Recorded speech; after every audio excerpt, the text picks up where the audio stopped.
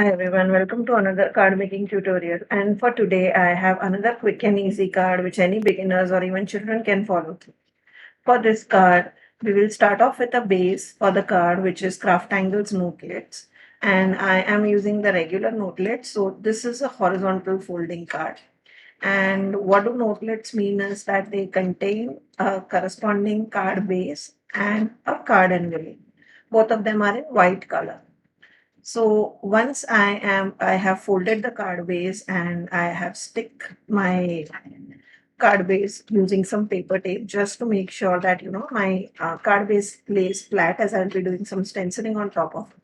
Now for doing the stenciling, I'll be using three shades of distressing. The names will be on your screen, so you should be able to see the color names that I am using. And the stencil that I am using is Craft Angles Balloons Stencil. Now, this is a very versatile stencil that you can use for any celebratory function, be it baby boy, baby girl, congratulations card, or be it a birthday card, or even a Valentine's card. And I do plan to make a couple of cards using the same stencil in future.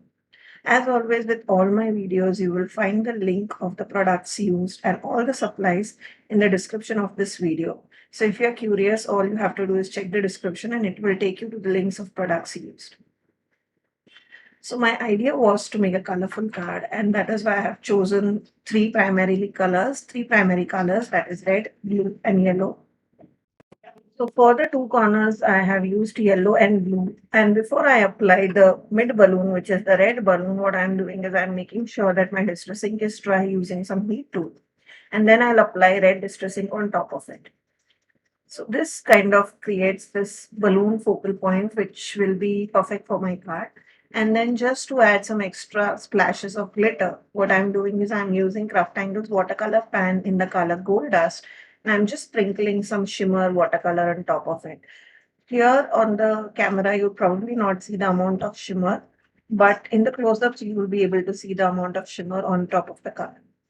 Now, I ideally like to do this to just get some extra interest on my cards. However, you can skip this step if it is of not your like. Now, next up, I have decided to use a pre-printed sentiment sheet. So this is a newly launched sentiment by Craft Angles called Birthday Sentiments. And I have selected a simple sentiment quote which says birthday, happy birthday. And then I'm home mounting this on top of my card just for an extra dimension.